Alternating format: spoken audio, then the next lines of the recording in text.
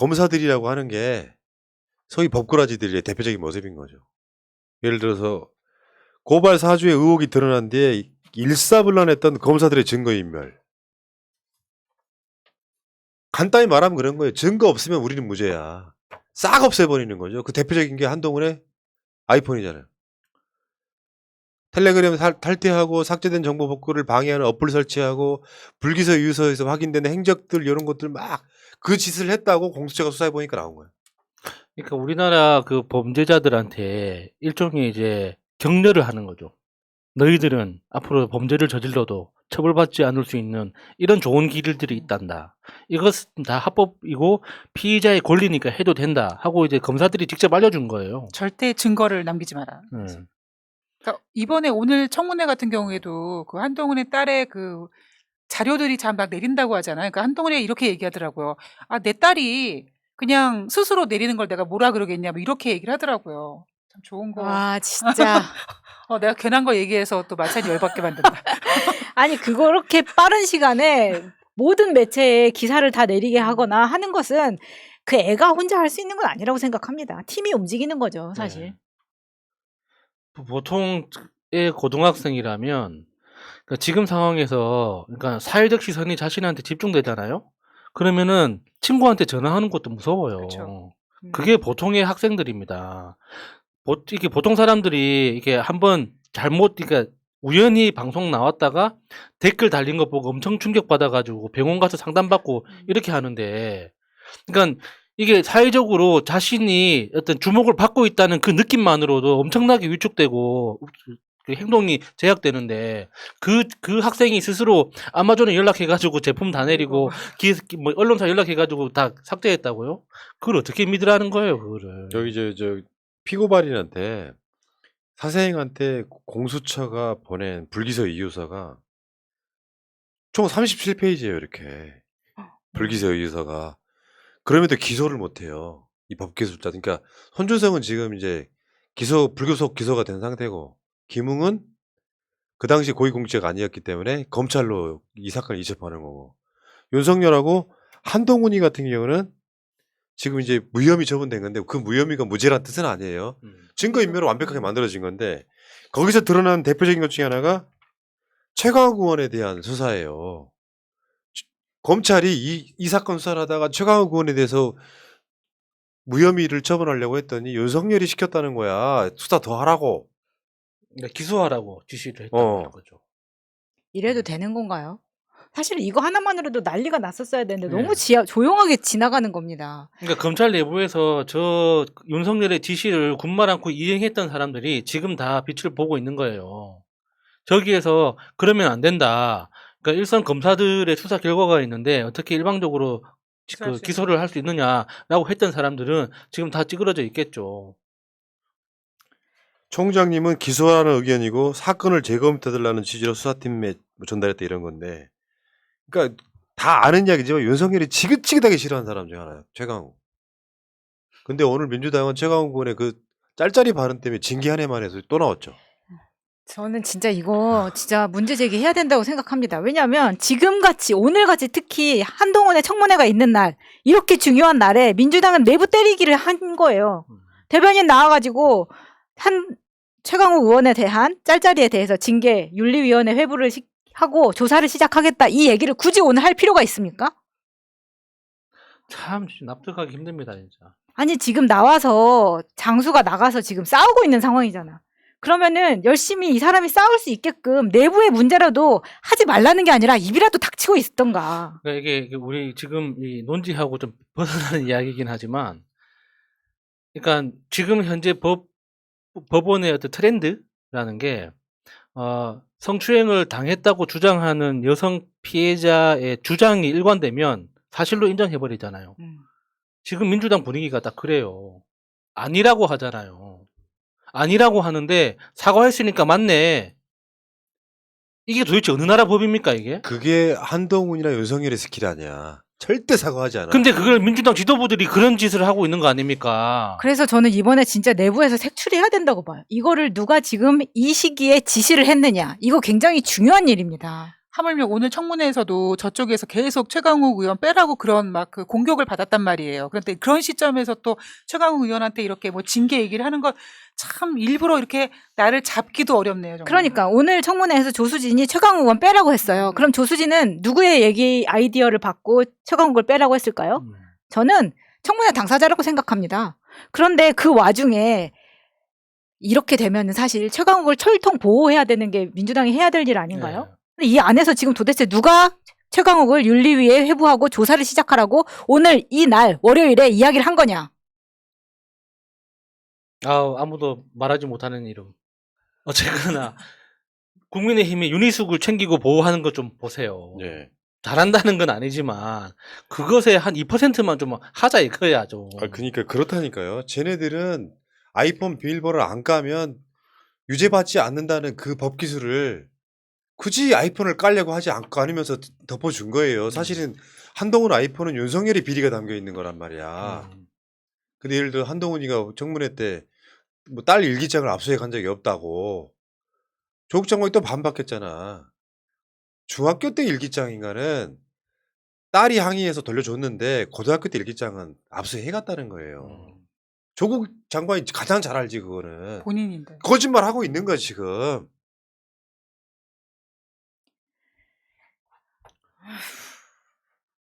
아니 근데 그 일기장은 사실은 팩트잖아요. 그리고 압수수색 목록에도 뒤져보면 다 나올 거고 그러면 청문회 당사자는 위증한 거나 마찬가지라고 볼 수도 있는 굉장히 큰 상황으로 만들려면 만들 수도 있는 상황이라고 생각하는데 그러면 전력을 다해서 싸워야지. 아니 다른 데는 돈 주고 학생들한테 시위도 시키고 피켓도 들고 다 하게 하는데 그것도 안 하면서 내부에서 지금 싸우고 있는 사람한테 총질을 합니까? 아니 막말로 짤짤이든 딸딸이든 그게 뭐가 중요해요. 그것도 공개되는 회의에서 한 것도 아니고 지들끼리 하다가 정작 그 말을 들은 김남국 의원은 본인이 피해자란 이야기도 하지 않고 있는데 지나가던 행인으로 치면은 행인이라고 할 수 있는 사람들이 내가 들었는데 내가 기분 나빠. 이거는 징계해야 돼.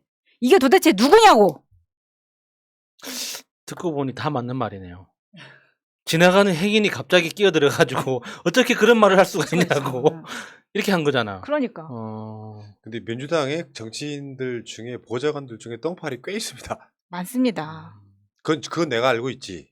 민주당 예를 들면 이런 거잖아.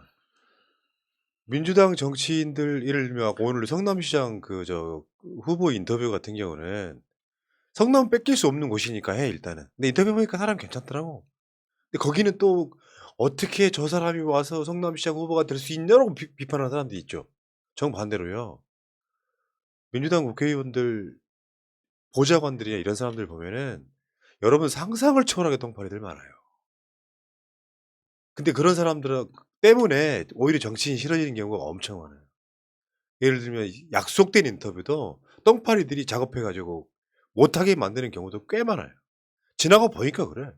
난 그중에 막 이방 저방 돌아다니는 똥파리 보좌관들 이야기 들어보면 정말 골 때리더라고 아주. 그러니까 사실 그런 똥파리들을 뭐 다 걸어낼 수도 없는 거고, 그러니까 제가 오늘 오프닝에서 우리에게 필요한 건 조금의 어떤 뻔뻔함이라고 했는데, 저는 최강욱 의원이 이번에 사과했잖아요. 난 앞으로 이런 것도 좀 안 했으면 좋겠어요. 그러니까 정말 잘못한 것도 아니고 뭐 살짝 오해가 있었다고 뭐 어떤 한 것도 그거를 갖다가 또 미안한 거를 민주당 쪽에서 똥파리 쪽에서는 또 미안 사과했으니까 했어 이렇게 돼버리는 거니까 앞으로는 좀 안 그랬으면 좋겠어요. 우리 민주당도 좀 여기 미투에 대한 얘기를 제가 잠깐만 같이 한번 섞어볼게요. 사람들은 있잖아요. 박지원 위원장 뭐 2차 가해 이런 식의 이야기를 맨날 하던데 굉장히 단편적인 거고요. 세상의 모든 건수는 한 결로만 가는 정답이 있는 게 아니에요. 좀 더 정확히 말해볼까요? 김부선이 이재명 지사와의 관계를 밝히는 게 그들 까리는 미투인 거예요. 근데 김부선의 말에 일관되지 않고 증거 하나도 없기 때문에 배척당하는 거 아니에요. 근데 국민의힘 부류에서는 김부선이 한 게 미투라고 생각해서 대선 선거 없는 마지막 날 김부선을 무대에 올리는 짓을 하잖아요. 그러니까 어떤 사람이 미투라고 하는 개념을 난 누구한테 어떤 걸 당했다라고 주장을 하는 거잖아요. 그게 박원순 시장 건이라니까요. 어떤 상황을 봤을 때는 박원순 시장이 피해자일 수 있는 사건입니다. 근데 민주당에 아직도 그런 부류가 있는 거예요. 진상규명이 먼저가 아니라 미투면 무조건 인정해 주는 거야. 미투에 살아남은 사실상 유의한 정치인이 정봉주 이재명이야. 반대로 따지면은. 그럴 때 우리 같은 사람들이 끊임없이 이재명 후보가 김부선한테 미투를 할 정도로 나쁜 사람이었다고 했으면 진짜 버렸겠죠. 증거가 없는데 그럴 사람이 아닌데 그럼 민주당 정치인들이 최소한 그 분위기에 휩쓸려 가면 안 된다는 거예요. 이게 진짜로 뭔가 문제가 있는지 없는지를 판단할 수 있어야 오히려 이 말도 안 되는 페미니즘 때문에 피해당하는 여성들이 안 나옵니다. 나는 그 지점도 우리가 한번 봐야 된다고 생각을 합니다. 뭐 국민의힘처럼 무슨 성폭행 사건 나가지고 며칠 지나고 났더니 난 성폭행 당한 적 없다고 하는 거랑 다른 문제라고 생각합니다. 아니, 쟤네들은 너무나 했어도 안 했다고 막 우기고 이러는데 우리 쪽에서는 안 했어도 그냥 사과를 너무 쉽게 해버리니까 일반 국민들은 잘못했으니까 저렇게 사과를 하겠지라고 그냥 인정을 하게 되거든요. 그러니까 그런 분위기를 주도하고 있는 민주당 내 여성주의 운동을 했던 그 주류적으로 여성주의 운동을 했던 의원들이 그러니까 페미 정당이 돼버린 정의당의 그 주류 논리 있잖아요. 내가 불쾌했으면은 그건 범죄야 라고 해버리는 거. 그리고 네가 사과했으니까 너는 범죄를 저지른 거 맞네. 이런 분위기를 민주당 내 분위기로 가지고 오고 있는 것 같아서 그게 너무 우려가 되는 거예요. 왜 우리가 방송으로 수도 없이 많이 했던 이야기 중 하나예요. 검사 출신들이 사과하지 않는 이유. 사과하는 것을 행위한 걸로 인정해버려서 수사 요소가 되기 때문에 사과하지 않는다는 거거든요. 자, 알겠습니다. 자, 문재인 정부 내에서 한 마지막 방송이고 내일부터는 방송이 상당히 달라지는 환경 속에서 치러지는 거죠. 그게 윤석열 정부라고 하는 게. 윤석열 치하에서 네. 이제 치하는 시작하는 무슨 첫 번째 방송. 솔직히 말씀드리면 재밌을 것 같아요. 재밌을 것 같습니다. 파이팅. 짧고 굵게 갑시다. 공수가 바뀌었습니다. 어느 정도 이런 파이팅이 있어야지 이겨내는 거지. 쫄고 조심스러워하고. 물론 새날 방송의 기저이기도 합니다만 앞으로도 우리는 허위사실 유포 같은 건 안 해요. 허위사실로 상대방을 막 때린다고 해서 우리한테 돌아오는 게 사실 없습니다. 그럼 이게 무슨 문제가 있냐면은 윤석열 자체가 우리의 목표가 첫 번째 목표가 애를 끌어내리는 건 아니라고 생각해요. 초반은. 정말 너무 최악으로 해서 국민한테 피해 주는 걸 없애야 되겠다. 요거를 먼저 목표로 하고요. 두 번째는 도저히 그래도 안 되면은 저거는 저 자리에 있으면 안 되지 하고 두 번째 목표가 생기는 거라고 저는 생각을 합니다. 어쨌건 저는 그렇습니다. 아무리 금수 같은 놈들도 저렇게 뻔뻔한 건 나는 국민이 안다고 생각합니다. 최소한 조국사가 과하지 않았다고 말할 정도의 저 뻔뻔함. 윤석열 간첩 조작 사건을 한 그런 자들도 요직에 발탁하는 저 뻔뻔함. 저 뻔뻔함이 결국 저들한테 국민의 철퇴가 내려질 거라고 저는 생각해요. 그렇게 가야지만 그러니까 처음부터 탄핵을 외치는 게 아니라 윤석열이 뭘 잘못하고 있는지를 팩트로 조목조목 따져야지만 그렇게 가야 국민적 호응을 이끌어낼 수 있다고 생각합니다. 그래야 단박에 보낼 수 있는 거죠. 그리고 김건희 목세 지금 비서들이 지금 석석 들어가고 있는 거잖아요. 국정농단의 전조가 이미 다 나왔어요. 국방부 이전부터 시작해요. 이 과정들을 지켜보시면 여러분들이 저는 단언컨대 지금 이야기할 수 있어요. 윤석열 잘할 가능성은 없다. 그리고 우리에게는 이재명 후보님이 계십니다. 그러니까 잘 나온 거예요. 타이밍상. 이재명을 중심으로 똘똘 뭉쳐서 지방선거부터 승리하자. 송영길은 뭐 안 됩니까? 서울시장? 충분히 할 수 있어요. 지금 오세훈이 뭐 열광적인 어떤 그 인기를 받은 사람이 아니고 벌써 오늘 올림픽도로 막혔잖아. 윤석열 때문에. 이 선거에 송영길 서울시장 만들고 경기도지사 김동연 만들고 박남준 인천시장만 만들어도 윤석열 끝납니다. 지방선거 이렇게 지고 한번 시작을 해봐야 정신 차리지. 이재명 중심으로 똘똘 뭉쳐. 이재명 후보에 대해서도 어마어마한 태클이 들어오겠죠. 지금 검찰 통해가지고. 그리고 저는 오늘 마지막으로 하고 이상한데 내가 인사하는 거 같으니까 오늘 좀 마지막으로 얘기하고 싶은 게 최강욱 의원이 너무 힘드실 텐데 힘내시고요. 그리고 저는 오늘 방송 끝나고 집에 가서 최강욱 의원님한테 후원금을 좀 얻으려고 합니다. 힘내십시오. 자, 문재인 정부 그 전도 마찬가지였지만 실제로 팟캐스트 기준으로는 단 하루도 쉬지 않았습니다. 뭐 결과가 이렇게 돼서 하루에 에피소드를 2개가 아니라 3개를 올릴 걸 그랬나 자책을 하고 있고요. 난 반댈세. 그 정도로 저는 굉장히 훌륭한 정부에 지지했다는 것이 정말 감사한 일이었고요. 내심 서운한 것도 많았지만 그것 때문에 서운하신 분들이 꽤 있더라고요. 댓글 같은 거를 보면은 푸나 저 새끼 때문에 생각 안 들었다고. 너무 실드쳐가지고. 인정합니다. 인정하는데 사람이라는 게 그런 거라니까요. 노무현 대통령이 왜 돌아가신지를 아는 사람이에요. 문재인 대통령에 대한 비판은 기존 언론들이 수도 없이 했는데 나까지 섞을 필요는 없었다고 생각이 들고요. 우리 같은 진영 내에서도 문재인 대통령의 비판을 했던 분들이 있는데 나는 오히려 문재인 대통령이 왜 그렇게 할 수밖에 없었는지에 대한 이야기를 해주는 게 훨씬 낫지 않았겠느냐. 그런 제가 최근에 사면권 관련해서 문 대통령을 좀 비판한 적은 있습니다만 그것마저도 그렇게 할 수밖에 없었던 이유에 대한 부분이 있었기 때문에 저는 그게 진심이라고 생각해요.